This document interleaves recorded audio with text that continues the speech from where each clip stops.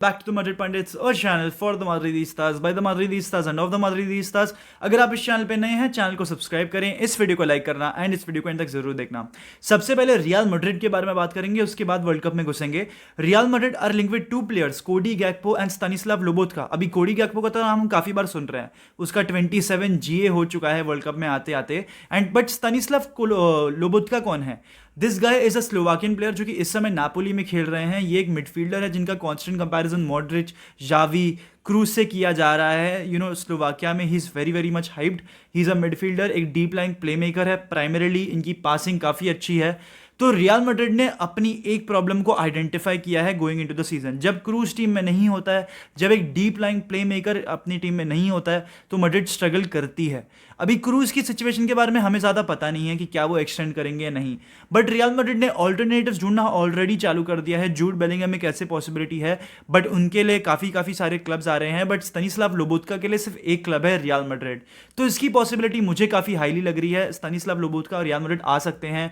मैं तो कहूँगा कि एक 80% चांस है कि ऐसा हो जाएगा समर डील में, बिकॉज देखिए ज़्यादा कोई क्लब इंटरेस्ट उसमें दिखा नहीं रहा है। रियल मैड्रिड ने उसको टारगेट किया है। एंड यूजली क्लब्स, मतलब usually players, clubs real Madrid को ना नहीं बोलते, ठीक है ना। तो नापोली को जो पैसे चाहिए 40 मिलियन, रियल मैड्रिड उन्हें वो ऑफर कर देगी समर डील में।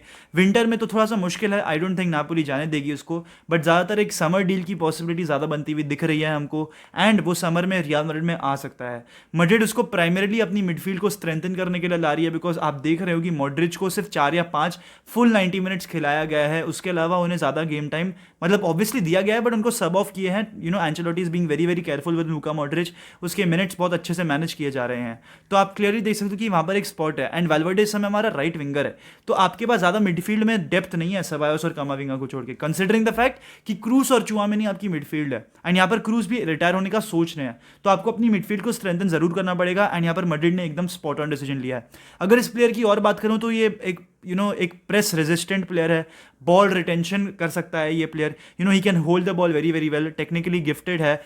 इसकी पासिंग क्वालिटी काफ़ी अच्छी है, डीपर पोजीशन से वो पास ड्राइव करता है। तो आई थिंक एक ऐसी प्रोफाइल मैड्रिड को चाहिए थी, क्योंकि टोनी क्रूज के बाद से बैरली ऐसे कोई प्लेयर्स थे जो मैड्रिड ने उस एरिया को कवर करने के लिए लिए। एंड यहाँ पर ये प्लेयर आ रहा है हमारी मिडफील्ड को स्ट्रेंथन करने के लिए। मैं इसको एक स्टार्टर के तौर पर अभी नहीं देखता हूँ, मेरे को उसका इतना गेम टाइम, मैंने उसका देखा नहीं है गेम, समझना पड़ेगा कि ये कैसा खेलता है। But overall I am very very happy कि रियल मैड्रिड अपने प्रॉब्लम्स को आइडेंटिफाई करके उसे सॉल्व आउट कर रही है। तो स्तानिस्लाव लोबोत्का शुड बी अ डील जो कि समर में हो जाए।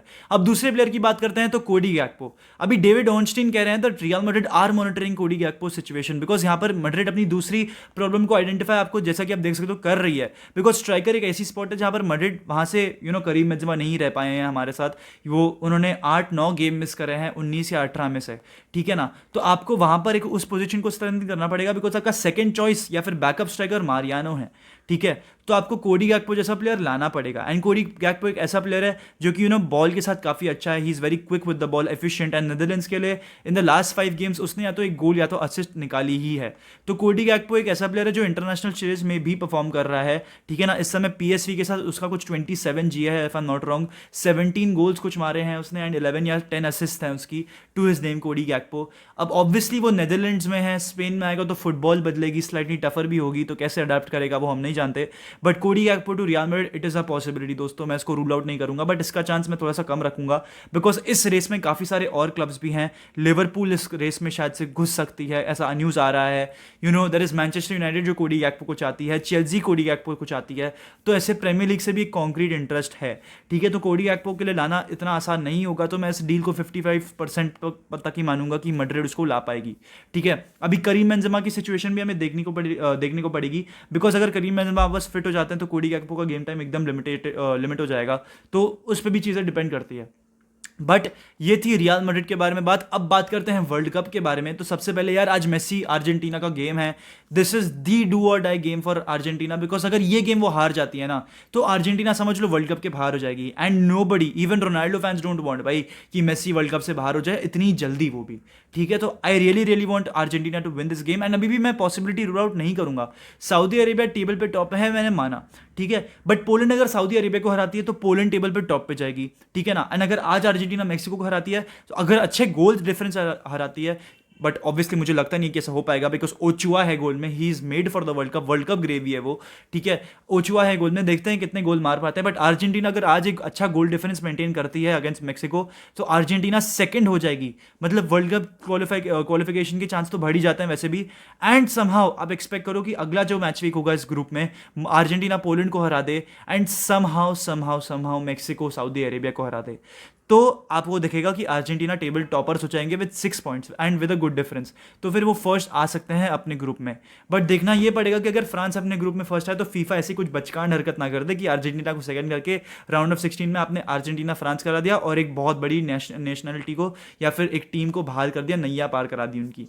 बट अर्जेंटीना के लिए यार मैं प्रेडिक्शंस दे देता हूँ। I think I will see some changes with Scaloni's lineup. आपको पापू गोमेज लाइनअप में नहीं दिखेंगे, शायद से हुलियन अल्वारेस आपको दिखे लाइनअप में, बिकॉज हुलियन अल्वारेस जब आपने उनको लास्ट गेम में देखा, ही वॉज शोइंग इंटेंट, वो एक अटैकिंग थ्रेट लग रहे थे। तो हुलियन अल्वारेस की मैं पॉसिबिलिटी रूल आउट नहीं करूंगा लेफ्ट विंग पे। एंड साथ ही साथ मैं मिडफील्ड में भी एक चेंज देखना चाहूंगा। आई थिंक एक्सिक्वेल पलासियस को आपको ट्राई करना चाहिए। एंजो फर्नांडिस का टाइम आ गया भाई, अगर आपने उसको अभी नहीं खिलाया, he is a man in form, अगर आपने उसको अभी नहीं खिलाया तो आप उसको कब खिलाओगे भाई। Enzo Fernandez is player who should play the world cup भाई। बेनिफिका के लिए चैंपियंस लीग में कितने इंपॉर्टेंट उसने असिस्ट निकाले हैं, उसने गेम ड्राइव किया है, तो आई थिंक उसको खिलाना चाहिए। Enzo Fernandez, Rodri de Paul, and साथ ही साथ पैराडिस की मैं एक मिडफील्ड देखना चाहूंगा, because I think this is the best midfield जो अर्जेंटीना ऑफर कर सकती है। यार एक ऐसा प्लेयर था जिससे काफ़ी एक्सपेक्टेशंस थी, वेल्स, गैरेथ बेल। एक मीम बन रहा है that Gareth couldn't bail Wales out of the World Cup या फिर out of the game against Iran। But यार फ्रैंकली स्पीकिंग मैंने अपने प्रेडिक्शंस में बोला था कि इंग्लैंड फर्स्ट आएगी, वेल्स सेकंड आएगी, and Iran and US will be out of the world cup, but ऐसा कुछ नहीं देखने को मिल रहा है। I think Wales can finish fourth ultimately, and it is pretty much open between Iran and USA. USA का काफ़ी अच्छा गेम गया against England, specially Christian Pulisic, उसको MOTM भी दिया गया है। आई डोंट अंडरस्टैंड कि गैरेथ साउथगेट अब तक कोच कैसे है इंग्लैंड टीम का, बिकॉज मेसन माउंट जिसका इतना खराब मैच जा रहा था, he was not subbed out of the game. भाई मेसन माउंट को मैंने कभी भी एक कैम के तौर पर देखा ही नहीं है। I have never thought of him as a CAM. He is not a central attacking midfielder by any chance, उसकी वो एट्रीब्यूट्स मैच ही नहीं करते, ठीक है ना। वो वाइड एरियाज में काफ़ी अच्छा इन्फिल्ट्रेट करता है, वो सब चीज़ें वो मैं अग्री करता हूँ, बट एज अ कैम वो पिस पुअर लगता है मुझे, and it is not because of yesterday's game. मैंने चेल्सी में भी ऐसा देखा है, ठीक है ना। बट यार मेसन माउंट को आपको वाइड एरिया में खिलाना चाहिए था। रहीम स्टर्लिंग को आपने खिलाया बेस्ड ऑन सडनली उसने गोल वोल मारे, अच्छा परफॉर्मेंस था उसका जो भी है, बट वो भी वर्कआउट नहीं हुआ आपके लिए। आपने फिल फोडेन को सब ऑन कैसे नहीं किया मैच में, आई डोंट अंडरस्टैंड।